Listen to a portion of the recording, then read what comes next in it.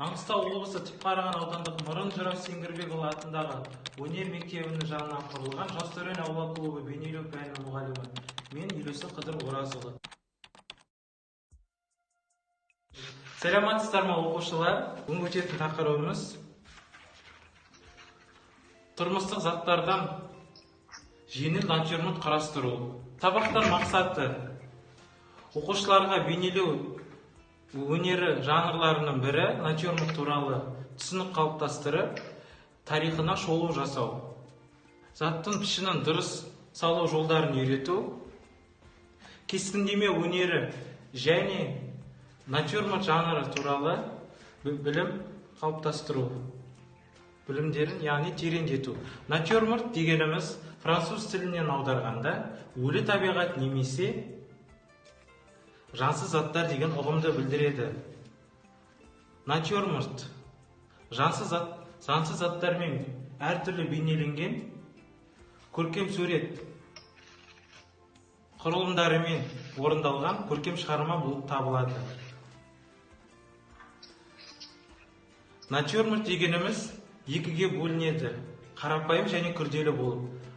Қарапайым натюрморт 2-3 заттан құралған, күнделікті қолданып жүрген тұрмыстағы заттармен қолданылады.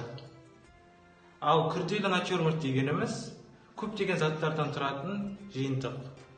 Оқушылар, түсініп өткенімізде енді біз қазір натюрмортты салып үйренейік.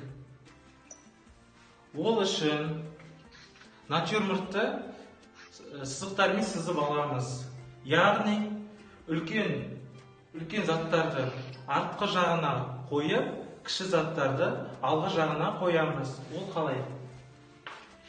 Үлкен затты осылай жай сызықтармен сызып аламыз. Сосын кішкентай затты алдыңғы қатарға сызамыз.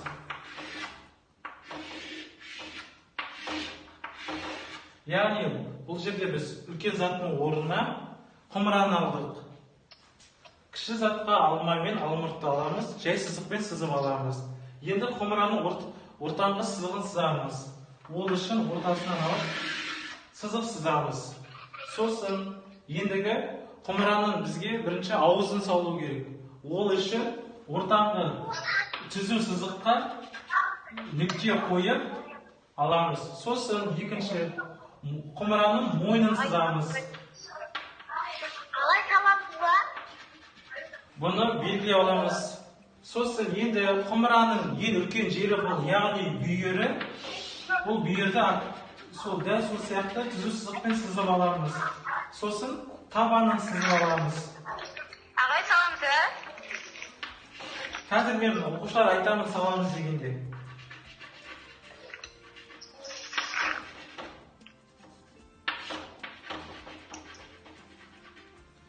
Енді оқушылар, қараңыздар. Енді біздер бұл сызған, бұл нүктелерді біздер енді түзу сызықпен қосамыз.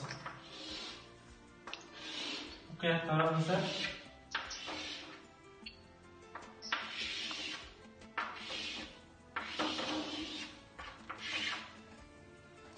Сол сияқты алманы да дәл солай түзу сызықпен қосып аламыз.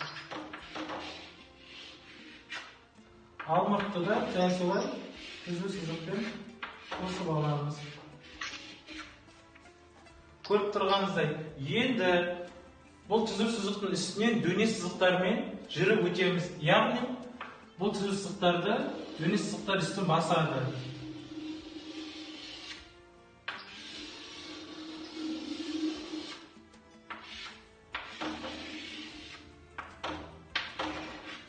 Енді оқушылар, біздер құмыраның аузын саламыз.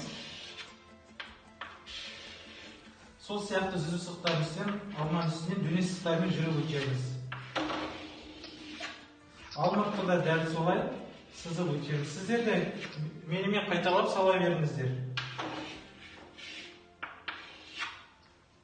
Көріп тұрғандарыңыздай. Енді біздер бұл жерде артық сызықтарды, яғни алып тастаймыз керек еместерді.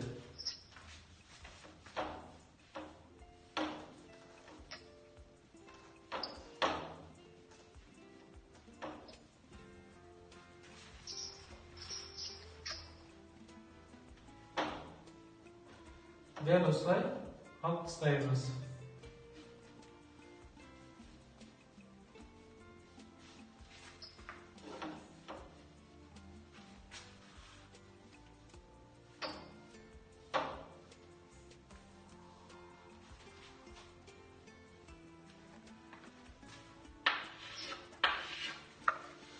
Оқушылар, көрдіңіздер ғой, да?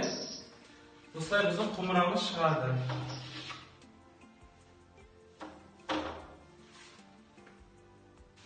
Дұрыстап қарап алыңыздар. Міне натюрмортты. Енді тағы да бір айтып жіберейін. Енді осы заттарды бір жазықтықта қою үшін, яғни бір жазықтықта қою үшін артынан мата салып, бұл заттар столға орналасқандай қылып саламыз.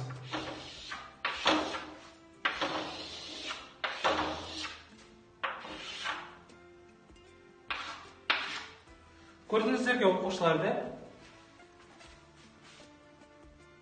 Қандай сұрақтарыңыз бар? Түсіндіңіздер ме? Микрофондарыңызды қосып айта берсеңіздер болады. Ағай, басын отқасып алып ма? Болады. Суретке түсіріп алсаңыздар да болады, скрин жасап алыңыздар. Жақсы алдық. Түсінікті ғой, да? Жаңа көрсеткенімдей сабақ.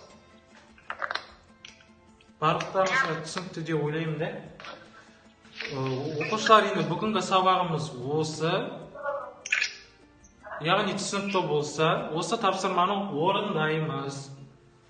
Келесі екінші күні осы тапсырманы аяқтап маған тапсырасыздар. Жақсы ма? Оқушылар, назар салып тыңдағандарыңызға үлкен рахмет. Біз біргеміз.